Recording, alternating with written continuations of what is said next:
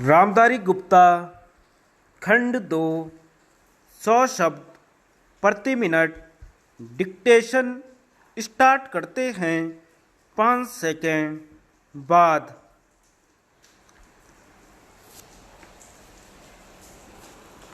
आदरणीय साथियों, कई सरपंच निर्विरोध चुने गए। अनेक चुनाव के बाद जीतकर सरपंच बने। ग्राम पंचायतों के सरपंच ही पंचायत समितियों के सदस्य बने एवं उनमें से प्रधान व उप प्रधान अप्रत्यक्ष रूप से निर्वाचित होते रहे। सब पंचायत समितियों के प्रधान सांसद व विधानसभा सदस्य जिला परिषद के सदस्य बनते रहे। उन्हीं में से जिला परिषदों के प्रमुख व उप प्रमुख चुने जाते रहे हैं।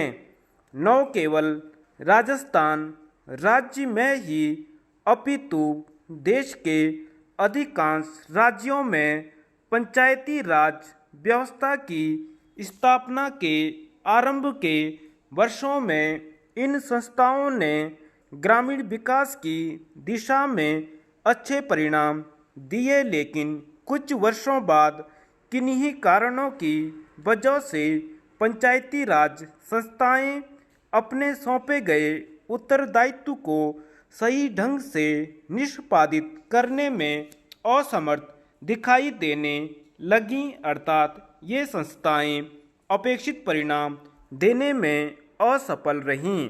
इसका सबसे कारण इन संस्थाओं के पास वित्तीय साधनों की कमी रही। साथ ही अधिकांश राज्य सरकारों ने पंचायती राज संस्थाओं के चुनावों में भी अधिक रुचि नहीं ली। पंचायती राज संस्थाओं को अधिक गतिशील बनाने हेतु अशोक मेहता कमेटी ने सिफारिश की कि विकास कार्यक्रमों एवं योजनाओं को क्रियान्वित करने की जिम्मेदारी जिला परिषदों की हो। समिति के अनुसार पंचायतें 10-15 गांवों की मंडल पंचायतें हों तो अधिक सक्षम होंगी।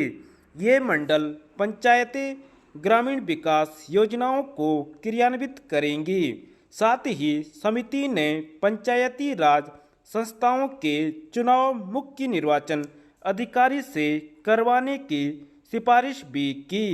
ग्रामीण विकास की प्रशासनिक व्यवस्था व गरीबी उन्मूलन समस्याओं हेतु गठित जी.बी.के.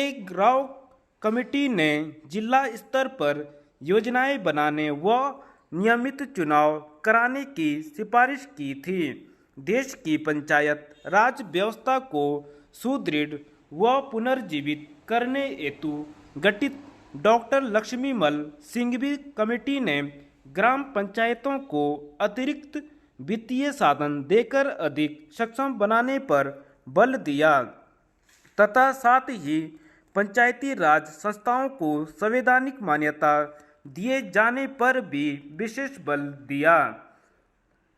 देश में पंचायती राज संस्थाओं की बिगड़ती हुई स्थिति को ध्यान में रखते हुए पूर्व प्रधानमंत्री श्री राजीव गांधी ने पंचायत राज ढांचे को सुदृढ़ बनाने की कल्पना की थी और उन्होंने पंचायतों को अधिक अधिकार सौंपने तथा महिलाओं और कमजोर वर्गों की इन संस्थाओं में अधिक से अधिक भागीदारी देने की परिकल्पना की थी। हमारे वर्तमान प्रधानमंत्री के प्रयासों से अब यह संभव हो पाया है कि इस संबंध में शुरू किए गए प्रयासों तथा राष्ट्रपिता महात्मा गांधी जी के ग्राम स्वराज्य के स्वप्न को साकार बनाने की दृष्टि से संविधान में 73वें संशोधन की कुछ महत्वपूर्ण बातों का जिक्र करना चाहूँगा। पंचायती राज संस्थाओं को प्रथम बार संवैधानिक दर्जा दिया गया।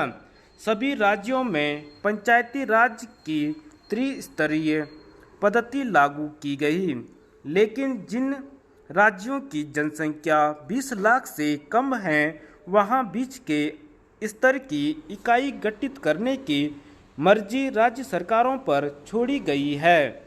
ग्राम सभा को वैधानिक दर्जा दिया गया। हर 5 वर्षों में अनिवार्य रूप से चुनाव होंगे। चुनावों की व्यवस्था एक स्वतंत्र चुनाव आयोग करवाएगा। धन्यवाद।